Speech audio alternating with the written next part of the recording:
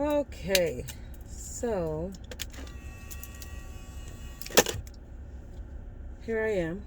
I'm trying to make this a daily blog, but it's really tough when you're busy and you're taking care of freaking COVID patients all the time, and then your kids got to go back to school in Florida where they don't want to wear masks, or where they don't want the kids to wear masks, but my kids will be wearing masks, despite what our terrible governor has to say. So today, I'm going to talk about my terrible governor here in Florida. I'm going to talk about a lot of things. So Ronda Santos, if you don't know, is the governor of Florida. I'm sorry, and I might not get much play of this video. And one day if I do decide to run for Congress, they're going to play this video and say how horrible I am. Well, frankly, I don't give a crap. I don't care. I don't care. Call me horrible for calling him a horrible person, which he is. I had somebody recently say to me that they called him Ronda Santos because he's the surveyor of death here in Florida, like he won't do any lockdowns. He's talking about he's not going to mandate the masks or anything like that anymore. So he's just terrible. He gets on TV the other day and basically is lying about the COVID patients in the hospital and that there's hardly any COVID patients. It's a low percentage. He's a motherfucking lie. Sorry, but he is. I live in the Orlando area and I work in a bunch of different hospitals in one hospital system, and we are bombarded. I put my seatbelt on. What am I thinking? We are bombarded right now with COVID patients. Like, it's fucking ridiculous. I walked into work last night, and this hallway that we commonly walk down to come into work. Sorry, you're not gonna be able to see me for a second because the sun is shining. That we normally walk in to work. When you pass through a certain part, that's where you can go in and enter the ED through many different areas, the employee entrances. Literally, there were patients out in that hallway, and I've never seen that before. Like, that's not a place for patients to go, but they had nowhere else to put them. So, literally, it's insane. And my nurse administrator explained to me that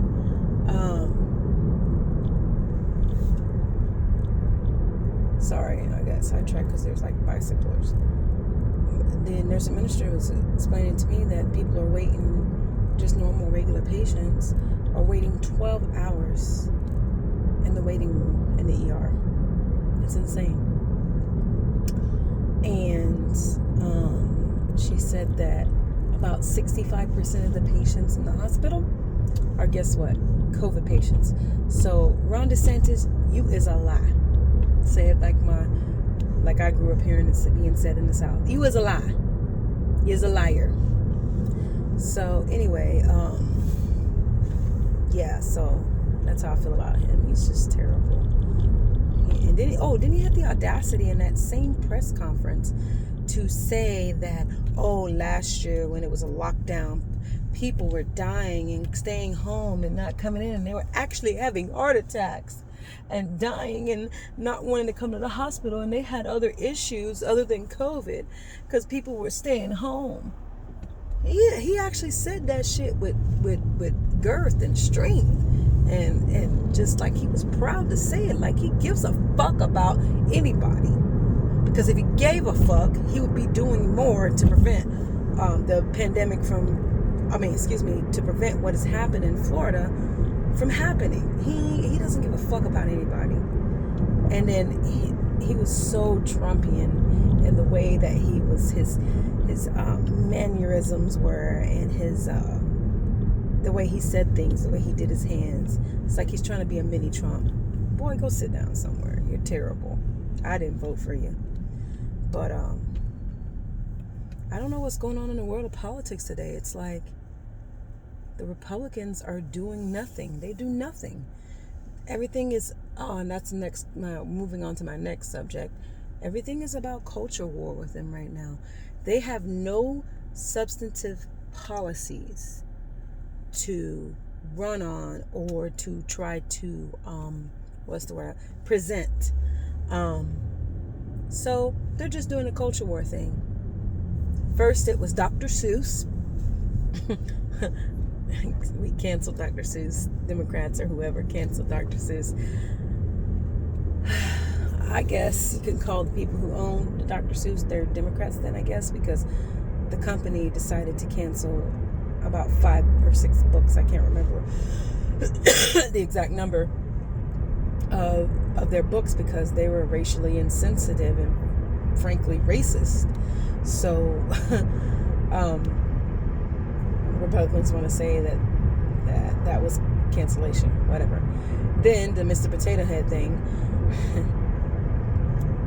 they wanted to say that was because of Democrats. And there were some not senators, I want to say a senator and maybe a representative in Congress that were writing bills trying to make them into laws. It was such stupidity because they have nothing else. They're not offering anything for people, and they're just clinging to these culture war stuff because some people fall for that. And it's like the okie doke. You're over here looking at this, but don't realize they're not taking care of the main problem. You're over there looking at your sore knee while your arm is cut off. They got you looking at your sore knee that has a little bit of arthritis in it while your left arm has been cut off and you're bleeding to death. Okay? They don't want you paying attention to that. They don't want to figure out how to stop the bleeding. So anyway, and then the Mr. Potato Head thing, because they changed it to Potato Head to be more inclusive. What's wrong with inclusion? What's wrong with being inclusive? Anyway, and the whole anti-vax thing is just crazy, and it's crazy how Donald Trump made it a political thing, him and the Republicans, when 98% of the Senate is vaccinated. I think there's 2 senators holding out and not really revealing if they are vaccinated or not, because they don't want their Trumplicans knowing, I guess. I don't know. I'm just making that up. That's just something that I'm saying. And then I want to say 90-something% of Congress, or not Congress, but the House of Representatives is vaccinated as well. 100% of all the U.S. American governors are vaccinated. That includes my terrible Ronda Santos, terrible guy. So they're pretending like this is something that people shouldn't be doing, or it should be their choice, blah blah blah, whatever. But while they're vaccinated,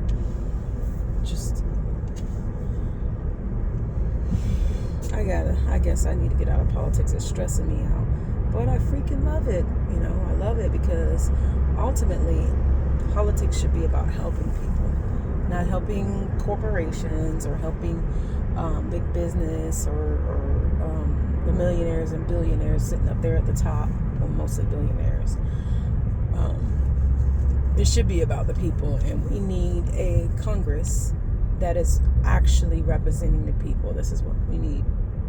Oh, and I want to give props to Cori Bush, the congresswoman from St. Louis that slept on the steps of the Capitol for 4 days to get Biden to extend the eviction moratorium. That was such an excellent job that she did. Damn, why is the sun so bright today? You can't even see me. Hopefully you can. Anyway, so good job, Cori Bush.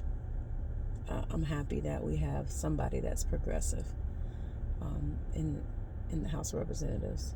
We got a lot more progressives now, and it was about time somebody stood up for the people. If I was there, honestly, I would have been right there sleeping with her. on the steps, and I would have stayed until he addressed making marijuana legal, and he addressed the $15 minimum wage, which really should be $20 an hour, but we're not going to talk about that right now.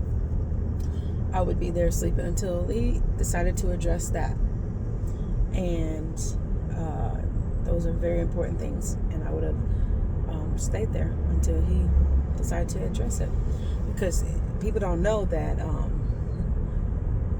the Congress is they're on vacation, or not even vacation, what do you call it, they're at recess or vacation, whatever the hell you want to call it. And so Cori Bush stayed after she was supposed to go back home. That's true dedication to your constituents. So I commend her for that. And Jen Psaki, the White House press secretary, did everything, said every word salad, did every go around to keep from actually congratulating Cori Bush and actually giving her credit. And one of my favorite YouTubers, Kyle Kalinske, I stole the word salad thing from him. Anyway, he pointed it out greatly. Like, they're pissed. Oh, the Biden administration is pissed that she did that. They are fucking livid because it embarrassed them, because they're not doing shit. They don't give a fuck. And Biden did say during his during the primaries, when he met with one of his donor groups or whatever, I swear to God, sorry, that nothing would fundamentally change, and they don't want to change shit. They don't want to change nothing, because if they did, hold on, I'm turning off my ring light. Because if they did want to change things, they would. Biden could sit on his old booty and sign an executive order to legalize weed, take it off of Schedule 1. Just like that. That's all he needs to do. Thank you, Kyle Kalinske. And you'll probably never see this video, but hey, who knows? And they could address the minimum wage thing. Tried to put it up to the House parliamentarian. Okay, first of all, that person is not voted in. They're just, it's just bullshit.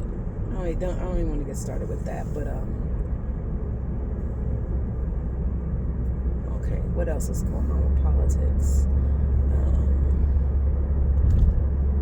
I just wanted to get on here and talk about Ronda Santos. Really, he's just a terrible, terrible person. It's crazy what people will do for a career in politics. Those are what you call careerists. And I don't know if I got that from watching Kyle Kalinske, David Dole, what's his name? The Humanist Report. I can't forget the guy's name who runs that. Anyway, I got it from one of them, or either TYT. I don't know. I got it from one of the independent news medias. Careerist. Well, basically, a careerist is someone like Kamala Harris, who I cannot stand.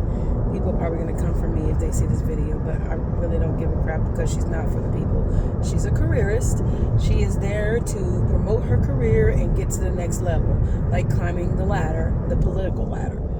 She's one of those people that will step on, kick in the face whoever she needs to kick in the face to get to where she wants to be, because for her it's just about fame. It's not about doing anything. It's not about public service. It's not about doing anything for anybody.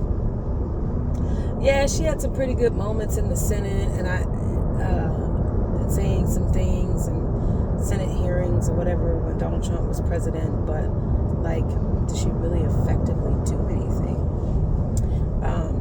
She's did all that. It was political theater. She did all that to be noticed so that she could run for president, and her presidential run was abysmal. She came out acting like she was all Bernie-esque and that she had the values of Bernie, and then I'll never forget, I really didn't like her per se, but I kind of was like, oh, okay, Kamala, I can roll with you. You seem all right. And she just kept getting worse and worse and dropping this and dropping that and dropping this value. She's fake. And that's one thing I don't like, fakeness.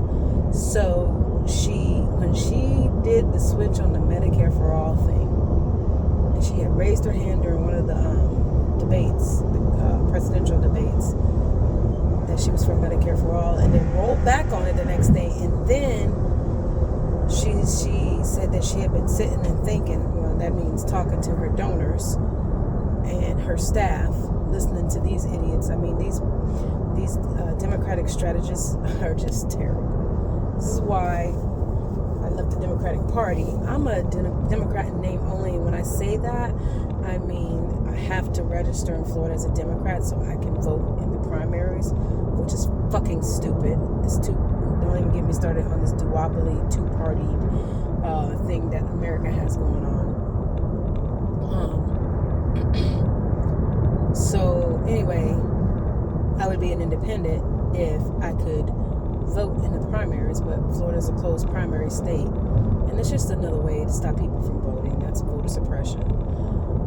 I digress. So what was I saying? So anyway, in the middle of her run, she says, oh, I sat and thought about it, and no Medicare for all. We'll try to push for, expansion of Obamacare and public option, and then we'll go for Medicare for all within my second term or some bullshit like that. First of all, how do you even know you were going to win? You didn't even know if you were going to win or not. So your second, it was just so unrealistic, the shit that she put out there for like a healthcare plan. It was ridiculous. We need Medicare for all, period, in this country. It's what we need. It's what other countries do. Canada, Japan, Switzerland, Sweden, Great Britain, London, England, whatever the fuck you want to call it. Canada, if I didn't say Canada, they all have socialized medicine. They all have, a Medicare for all type systems, universal health care. The only thing that is different in Canada is they don't cover dental. But other than that, everything is covered. People go to the doctors and they don't owe exorbitant amounts of money. They go to the hospital, they're not in debt. They get their cancer treatments and blah, blah, blah. And the one thing I hate is when you talk about this to a conservative or Republican or whatever the hell you want to call them these days. I don't know what they are anymore. A Trumplican. I can't even say Trumplican because they're too far gone. They're not even going to have that conversation. Maybe some of them. I don't know who mildly support him, but whatever. Number one thing tonight, you said, oh, well, if you have health care for all, there's going to be a waiting list to get surgeries. Let me just see how to explain this. The elective surgeries, they have to wait on them. An elective surgery is something that you decide to do. What's an election? You decide to either pick Bernie Sanders or Joe Biden. In the primaries, I voted for Bernie Sanders. I elected him. I didn't really elect him because he didn't get elected, but you know what I mean. So an elective surgery means something that you choose to do at that time. And in Canada and other places in certain times, they have to wait for their elective surgery. That doesn't mean they're going to die, okay? Emergencies are handled and dealt with. I had a patient one time that was from Canada, and she was explaining to me how their system works, and she says, yes, if you need an emergency surgery, they're going to take you in, they're going to do your surgery. So it's BS. And second of all, here in America, we already have waiting lines. It's already happened. 60-something thousand. Oh gosh, I gotta watch Kyle Kalinski's YouTube channel. He is really good at explaining that. He knows all the numbers and shit. So anyway, 60-something thousand people a year die waiting to get the health care and the medicine that they need here in America. So we already have waiting lists. It's first come, first served basis if you have money and insurance. And sometimes insurance doesn't fucking matter because you still end up on boatloads of fucking money because you have the insurance company that dictates all health care and it's like a annoying middleman in the middle of you and your doctor. So it's like, whatever. We already have wait lists here in America. So it's bullshit if somebody ever says that to me. So this video has veered off into another subject, and I wanted to talk about something else today, but I can't remember. Maybe I'll talk about it tomorrow. Hopefully I'll get to film something tomorrow. Very busy lady. So if I can't get it every day, maybe once a week or every other day if possible.